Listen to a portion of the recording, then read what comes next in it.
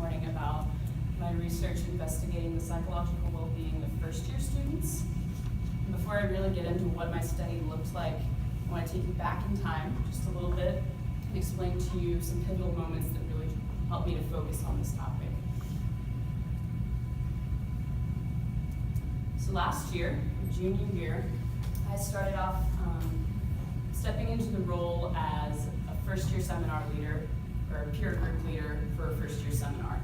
Well, at the same time, I was stepping into a role as a resident director in the freshman area. So a lot of time spent engaging with first-year students during their transition into college. As you can imagine, a lot of really interesting things were coming up for people, most of which I found pretty easy on my end to support people through, and we worked through a lot of things together.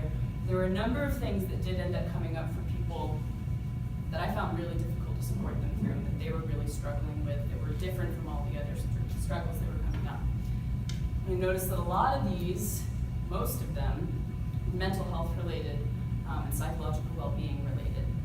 So I was really concerned by that and started kind of troubleshooting what was going on, what was causing these things to come up for people, and if there were any possible prevention methods that came up. So I started looking into the research on the mental health of college students and found that since the 1990s, mental health has basically only declined. So the 2014 National College Health Assessment reported that 53% of college students report tremendous or more than average stress, and that 45.9% of those students report that they find academics traumatic. Traumatic. And I was seeing these statistics playing out in the students I was working with. It was really concerning. So what do we do? Well, I didn't know for a little while, but I was taking a health psychology class with Bob at the time. And during a unit on mindfulness, Bob led us through a self-compassion practice during class. And that self-compassion practice totally blew my mind, turned my world upside down. And I decided pretty much then and there to focus my senior research on self-compassion. And I also recognized at that point how important it would be to implement this research within a class, instead of as a separate activity that students needed to commit to that would add more stress to their lives.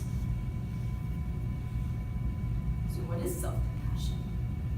Well, according to Kristen Neff, who is the lead researcher in the field right now, self-compassion is a mindfulness of one's sorrows with a non-judgmental stance towards personal shortcomings and failures.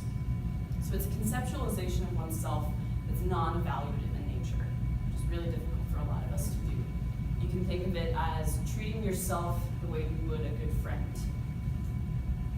We don't do that very often.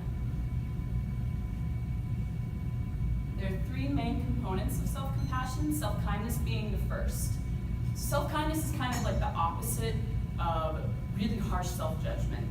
It's a way of understanding and soothing oneself, actively comforting oneself in the face of difficulty.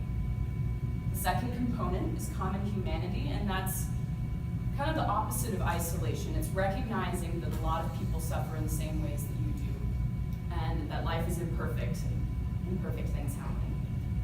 And the third component is mindful awareness, which is the opposite of over-identification.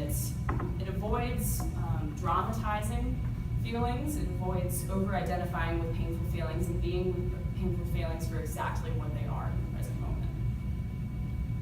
So to tie this all together, an example of what this would look like, if you can imagine a Wilson student who's feeling hopelessly overwhelmed by trying to balance her academics, her work, and her service. It should not be that difficult to imagine for the students in the room. So for self-compassion practice for that student, it might look like her making herself a cup of tea, going out on the Sunderland lawn, sitting down in the sunshine, and maybe just taking a few moments to take a few really intentional deep breaths, or repeating a few mantras to herself. In that time, she might remind herself that all of the students around her, regardless of how noticeable it is, are going through a lot of the same struggles that she is, and that everyone's working just as hard to balance their lives, that she's not alone in these painful feelings. And she'll remind herself in that moment that she deserves happiness and peace regardless of how stressed out she is or how much she's achieving in that very moment. So some of the benefits she might experience after practicing self-compassion: lower stress levels, increased psychological well-being, improved resilience, decreased anxiety, essentially a lot of things that could be incredibly impactful for the college student population. Give you just a second to look those over because that's a lot of benefits.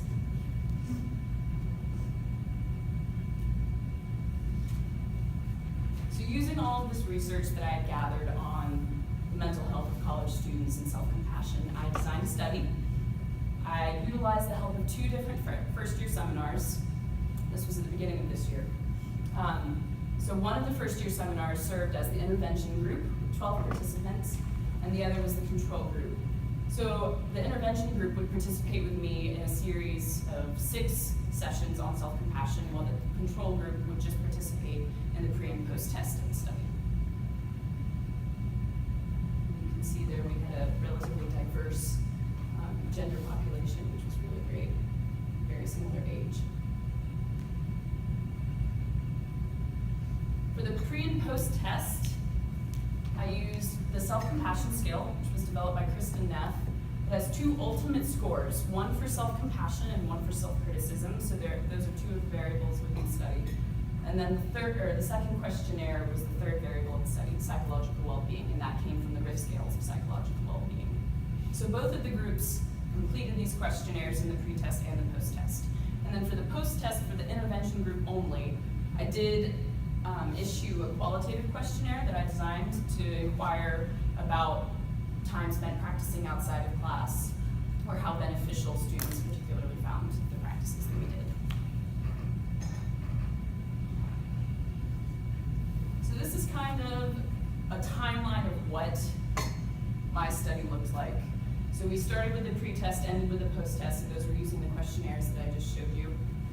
But in between, I was meeting with the intervention group and facilitating self-compassion practices. So we started off with one session where I introduced them to what exactly self-compassion is, what we would be doing for the following 5 weeks, made sure that there weren't any questions surrounding that by the time we started. And then for the next 5 weeks, we met once each week and spent about 20 to 25 minutes practicing things like compassionate breathing, noting your emotions, whole body breathing, and loving kindness meditation. So now, I want to give you the opportunity to kind of experience what these students were experiencing while I was facilitating these, and I'll invite you to participate in a very brief self-compassion practice. So if you'd like to, I'll invite you to place your hands over your heart.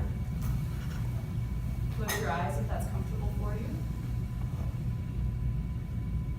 I'm going to speak aloud 3 affirmations. And as I speak each one, I encourage you to take one deep, luxurious breath and truly speak that affirmation silently in your own mind. May I be well.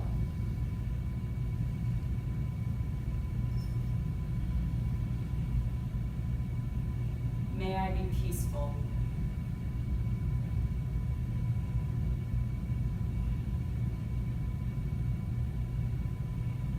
May I be happy.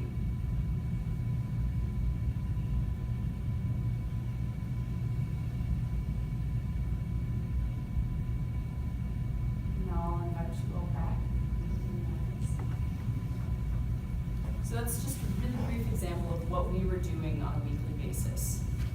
My prediction was that after doing that for 20 to 25 minutes each week, that students in the intervention group would experience an increase in self-compassion, a decrease in self-criticism, and an increase in psychological well-being compared to the control group who hadn't participated in any of the self-compassion practices. And to test these predictions, I conducted a t-test on each of the 3 variables to test for equivalency of groups. And you can see that the control group and the intervention group had really similar scores in self-compassion, self-criticism, and psychological well-being at pre-test.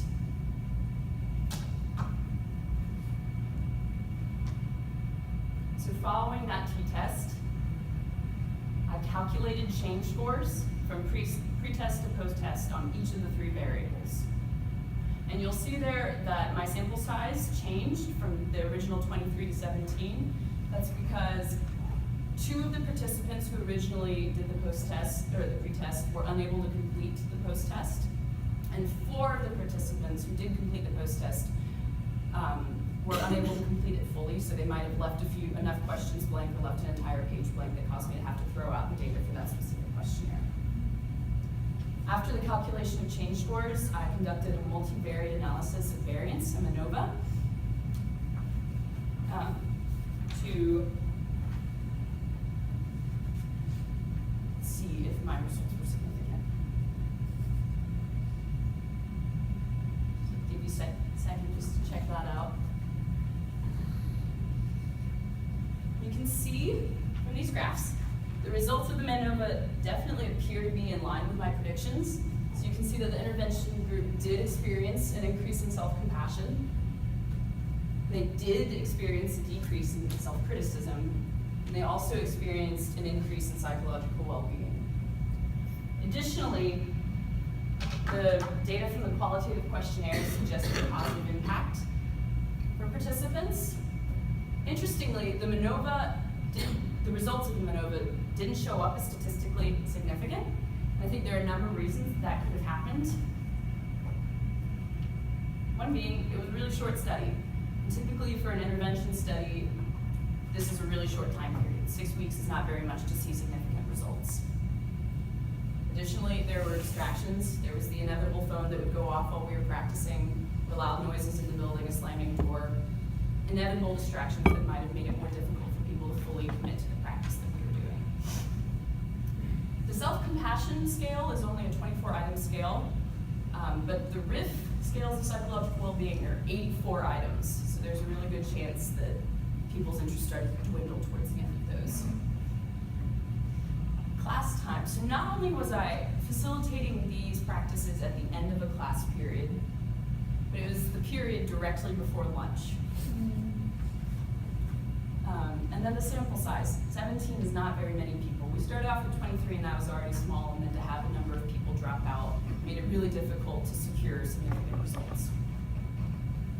And then finally, mindfulness is not an easy thing to habituate. It's not, even people who get really into it eventually don't find it easy to really commit to it in the beginning. So 6 weeks for people who have never been introduced to mindfulness practice might have been just too short for them to really discover the benefits of it. Luckily, all of these limitations are pretty easily overcome if you have the forethought to plan ahead and prevent them from occurring. So in the future, ideally, research on self-compassion would involve a larger sample size and a much longer study. And hopefully that'll happen, because I still truly believe that self-compassion could be incredibly beneficial to the college student population, and I truly believe that more research should be done to see how this can benefit those students. I'm going to wrap up here by just thanking the participants who provided the data for this study. Without them, none of this would be possible. Also to Laura Nguyen and Jen Zolik, who granted me precious class time and allowed me to use their students in my study.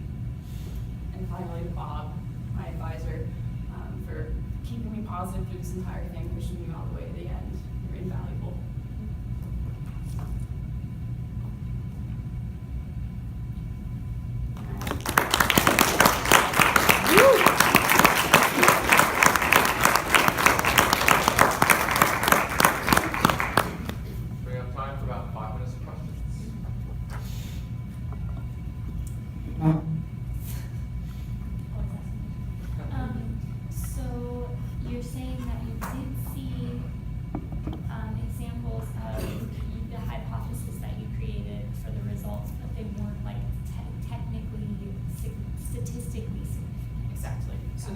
Trending in the correct direction, but the MANOVA said that they were statistically insignificant. That's really great. It's like going in the direction that you wanted. Thank you. Yeah. Have you thought about meeting with Lynn O'Hare and Jeffrey Hebron to talk about integratedness into first year seminars, like in the future, and having the PGL be the person to run them in their first year seminar courses? No, I haven't, but I think that would be really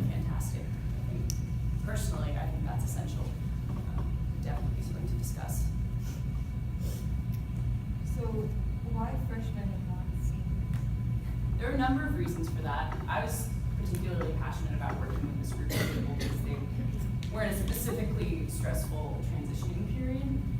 Additionally, a lot of folks at Wilson, the population I was working with, are way exposed to mindfulness. I think by the end of freshman year, sophomore year, a lot of folks here have been exposed to types of mindfulness practices.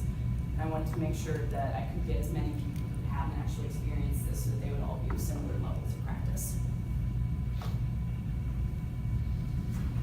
You talked about collecting some qualitative data as well. What types of questions did you ask, and what types of responses did you get that suggested that maybe corroborated your trends in your quantitative data?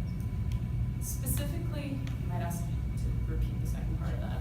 So I asked about how much time students spent practicing outside of class, because I did offer them a number of resources for practicing outside of class.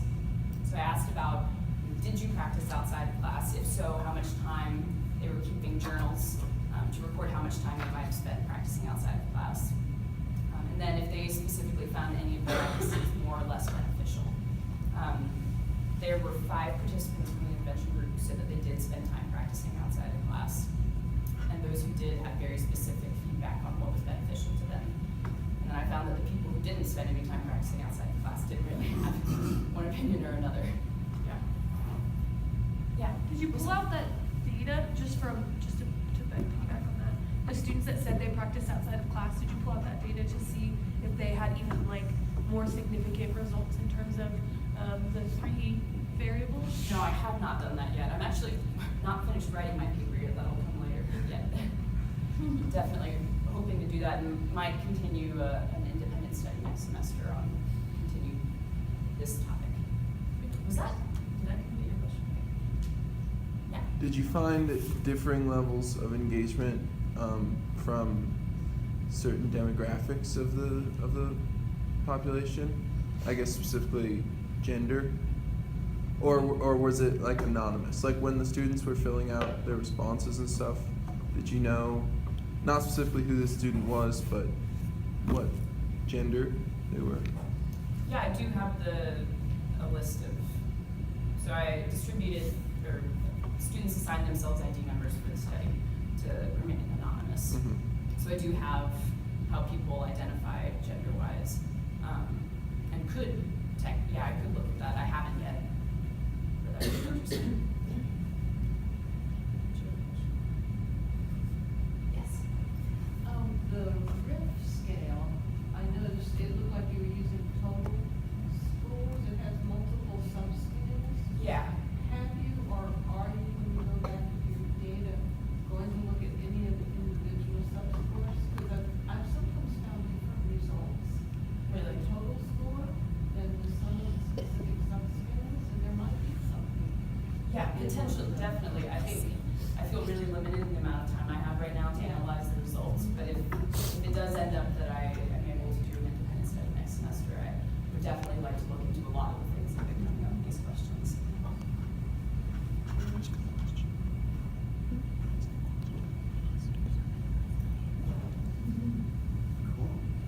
Well, thank you all.